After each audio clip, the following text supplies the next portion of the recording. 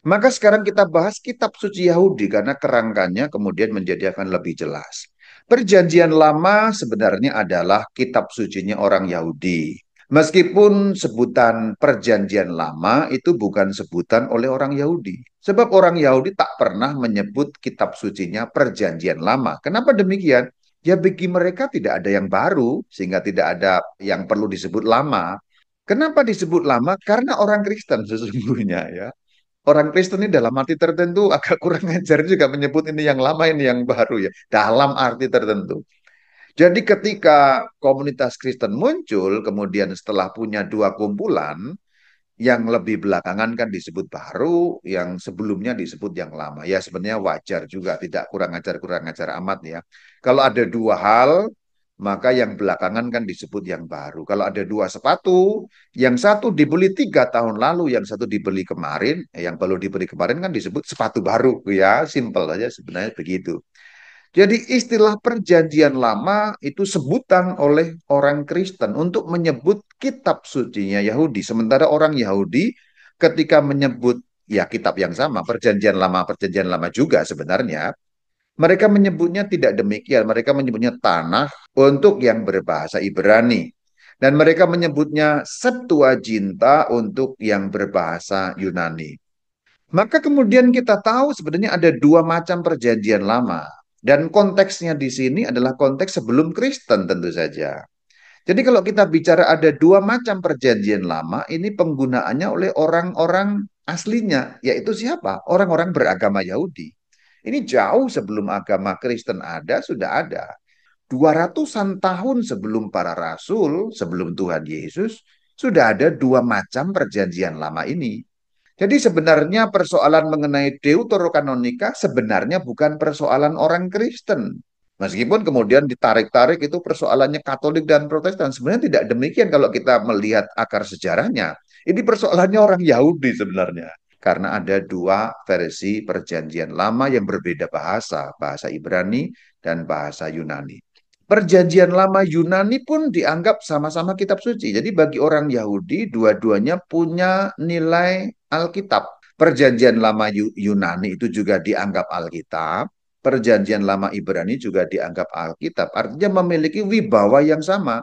Jadi bagi orang Yahudi sebelum zaman Tuhan Yesus, dua jenis Alkitab ini tidak dibeda-bedakan. Nggak ada perbedaan. Ibrani lebih tinggi, Yunani lebih rendah. Tidak ada bagi mereka. Bagi para pengguna aslinya, bahkan tanda petik bagi pemiliknya.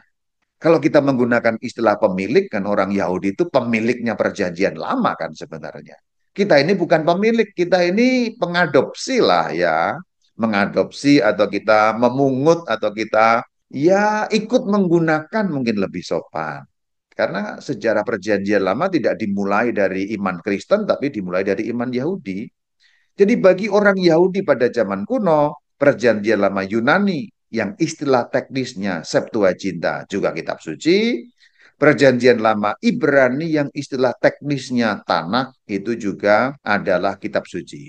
Oh ya catatan, sebenarnya orang Yahudi kuno mereka tidak menggunakan istilah Septuaginta, tidak menggunakan istilah Tanakh, tidak sih sebenarnya. Karena istilah Tanakh, istilah Septuaginta itu juga baru datang belakangan sebenarnya.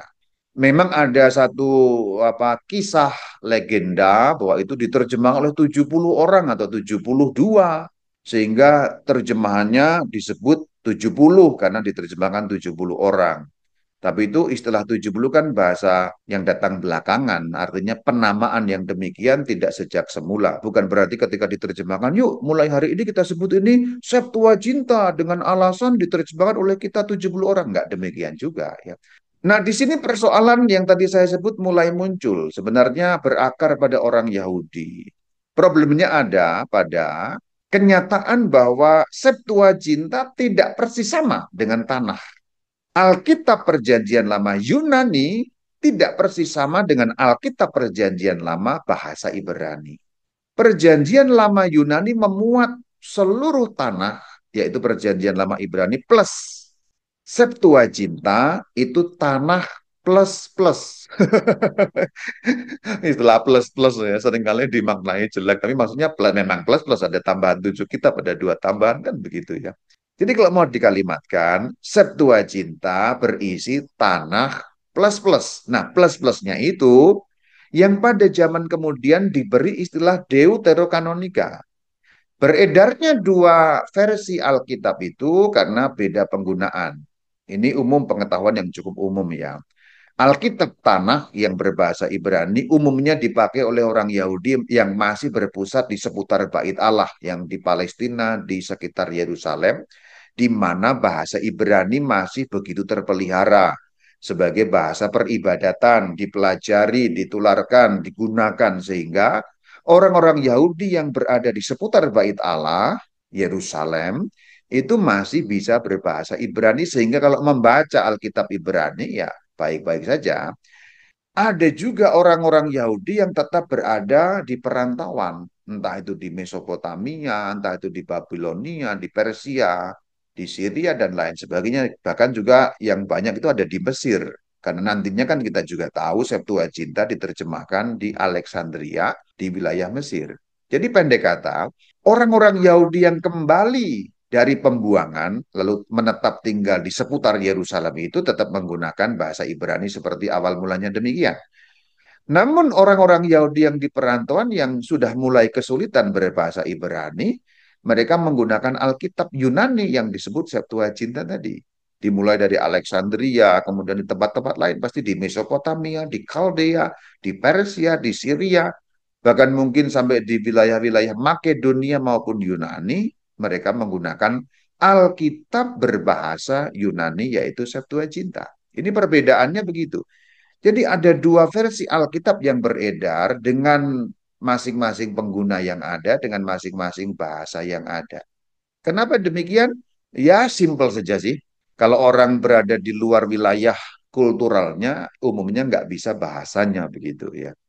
Jadi singkatnya adalah kerajaan Makedonia yang dipimpin oleh Alexander Agung pada tahun 333 itu kan mengalahkan banyak tempat sehingga berbagai tempat yang begitu luas bahkan sampai di ujung India itu menggunakan bahasa Yunani karena ada Helenisasi. Helenisasi dari kata Hellas, Hellas artinya Yunani, Helenisasi itu peyunanian, pengaruh budaya dan bahasa Yunani yang meluas. Bahasa Yunani pada zaman itu barangkali kalau dengan zaman sekarang bisa kita tinjau seperti bahasa Inggris sebagai ya lingua franca dalam banyak tempat lah kira-kira seperti itu. Nah, kenapa beredar dua versi Alkitab? Ya karena belum ada kanon Alkitab sampai pada tahun 90-an tuh ya belum ada. 90-an mungkin sampai pada tahun 100-an. Bahkan ketika agama Kristen sudah mulai berkembang, batasnya belum jelas. Yang dianggap kitab suci oleh orang Yahudi itu yang mana? Ya dua-duanya bagi orang Yahudi. Alkitab Ibrani ya kitab suci, Alkitab Yunani ya kitab suci. Belum ada kanon resmi dalam versi Yahudi yang mengesahkan kitab suci mana bagi mereka. Itu kan problemnya di situ. Maka dua-duanya beredar bebas dan digunakan di berbagai macam tempat yang berbeda. Disinilah problemnya mulai muncul. Jadi sebenarnya problem Deuterokanonika itu yang bikin juga orang Yahudi sebenarnya. Yang bikin tanda petik ya. Ya bermula dari situlah begitu ya. Deuterokanonika ada di Alkitab Yunani tapi tidak ada di Alkitab Ibrani. Begitu kurang lebihnya adalah seperti itu.